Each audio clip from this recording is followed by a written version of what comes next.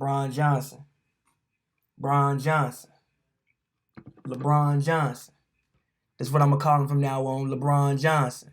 That's why I'm mad with it, LeBron Johnson. So if you don't know, if you ain't heard the news, if you're not in the loop, if you haven't been on Twitter, here is the news. There was a report that came out from Chris Haynes that said, according to his sources, LeBron James is gonna move to the point guard position,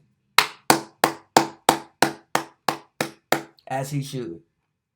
I've been preaching it. I've been saying it for at least all season. I think LeBron needs to go to play point guard. And everybody's like, oh well, he's been playing point guard his whole career. No, he's been a small forward masquerading as a point guard. It's a difference between a point guard and a small forward masquerading as a point guard. Completely different, right? So the reason I think you need to switch the point is I said it doesn't. If you have Rondo out there, right? Okay, this is what messed the team up last year, right? You got Rondo out there, but when LeBron is being the main ball handler, right? LeBron has always had his best success with point guards who can seamlessly shift to the two and be scorers, like Mo Williams, right? Mo Williams was a scoring guard. He wasn't really like, a classic traditional point guard. Kyrie, the reason why he left was because he wanted more point guard responsibilities and didn't want to be used pretty much like a mercenary. I mean, even Mario Chalmers, like he's a spot-up shooter, B.J. Armstrong, John Paxson type guy. But when you sit Lonzo out there and you got Rondo out there, two guys who need the ball basically to be effective. But you got Bron dribbling the ball all day. What are they supposed to do? Like, they can't seamlessly shift to the two, come off screen, spot up and shoot. That's not their game. But when you add guys like Quinn Cook, you add guys like Troy Daniels, that is their game. Caruso, I gotta really watch more Alex Caruso. Like, the main highlights I see Alex Caruso is when he skywalked on Kevin Durant. But yeah, like Quinn Cook, he's not really a point guard. He's more of a a shooter. He can spot up. He catch and shoot, come off screen, shoot, come off a pin down, shoot. And I just think that, especially at this stage of LeBron's career, I think playing point guard can best maximize what he can do and the effect he can have on the team. I've been watching like a lot of old Magic Johnson, and Magic didn't even bring the ball up every play. Like, he always had a Norm Nixon or like a Byron Scott who might bring it up this play, and he might get it in the high post and run the offense from there. I think Bron can do some of those things. I think that you can actually use him in many ways, the same way that you used Magic, for the Showtime Lakers. And I tweeted earlier, I think the starting lineup needs to be LeBron James, KCP, Danny Green, Anthony Davis, and JaVale McGee. And then I would bring Boogie, Kuz, and Rondo off my bench. Not because I think KCP is better than Boogie, or I think JaVale is. Not because I think KCP is better than Kuz, or because I think JaVale is better than Boogie. I just want that punch coming off my bench. I think that having having Kuzma and Boogie off your bench gives you about 30 points a night alone from just those two, minimum 30 a night. And also, I think people look at too much about who starts and not about who finishes the game. It doesn't really matter who starts. Like, most of the time, those two will probably be on the court in most situations when you're finishing the game. But I think starting off, I want KCP to take the opposition's best guard.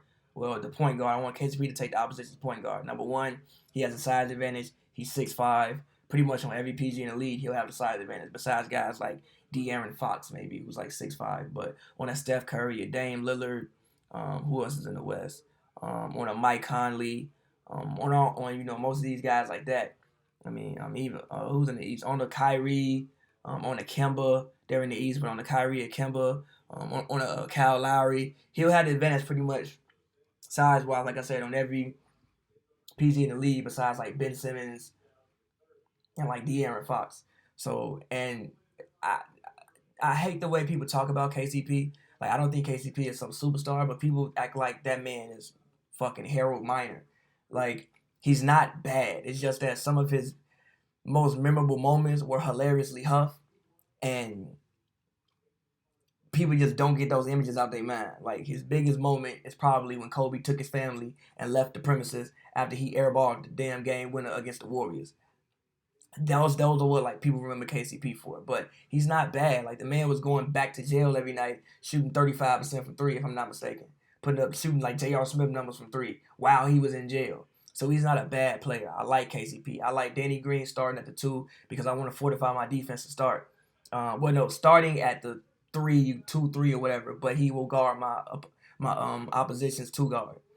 And Braun would just take the three. Like we gotta remember, Magic Johnson didn't always guard the point guard. Sometimes he would, guard the two, guard the three. It just depends on what they needed him for, defensively, or like who the matchup was. Like you weren't putting Magic on Isaiah.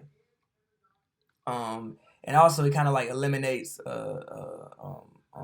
like when you run a pick and roll, and you got, and you let's say Braun is, guarding somebody, you can't really pick Braun out for the switch, like if Braun got a guard in the post, that's fine. But going back to my point, I think that lineup would best give you the best chance to be successful. I think that if you had Boogie and Kuzma coming off your bench, you would see a lot of situations in which, like the starters might go to the bench with a 4-point lead, but then when those bench lineup comes in, they'll probably come back in with a 10-point lead every time. You got to remember, Boogie was not bad this season. That's why the fact that the man only got, what was it, 2.5 million was insane to me. I mean, again, I don't think the finals did him a great service, but again, he was coming off a torn quad. Like if he probably should have been out for like 2 months, but he's coming off a torn quad after he already had a Achilles injury. If Boogie is healthy, he's a double guy every night. Again, he gave you 16 to 8 in 26 minutes last year.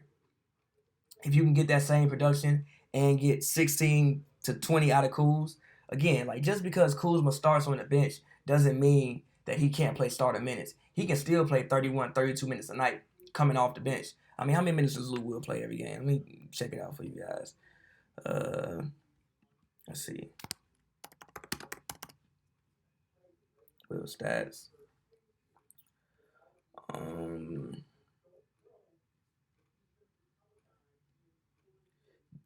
Last year, Lou Will played 26 minutes a night. The year before, he played 32, but he started 19 games. So you can still get about 28, 29 minutes out of Kuzma, which is damn near starter minutes. I know everybody's like, oh, the Lakers lost. My TPJ says Lakers lost all season. I see other people saying it. Like, I think that's stupid. I think they have great pieces. I like even adding Avery Bradley. Like, even if he gets to the point in which you want to start at Avery Bradley, like, because he's smaller and maybe he can, chase some of these guys around better. I don't mind that. Like there's so many options and so many ways you can go with this lineup. But I think that point LeBron maximizes the offense the best. And I think that it will allow the offense to flow freely.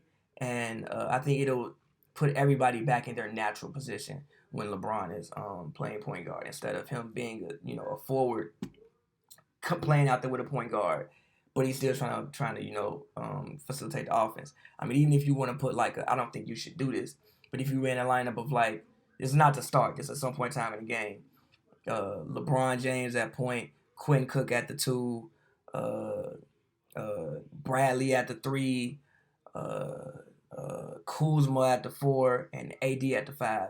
That's a crazy lineup. You got two guys on the wing, basically, on offense who can both catch and shoot. And then on defense, I guess Quinn Cook would take the point guard and Bradley would take the two guard, or however you want to figure that.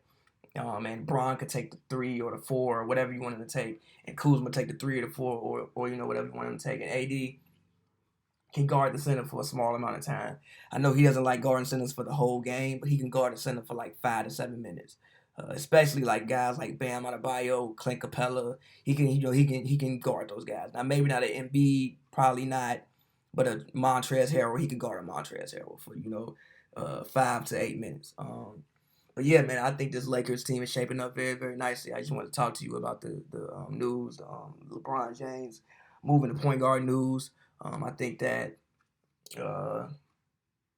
it's gonna be one hell of a season, man. I really think the conference finals could be a hallway series. We had the Clippers and Lakers battling it out for who's gonna go to represent the Western Conference in the finals. But yeah, I just wanted to get that out there to you guys.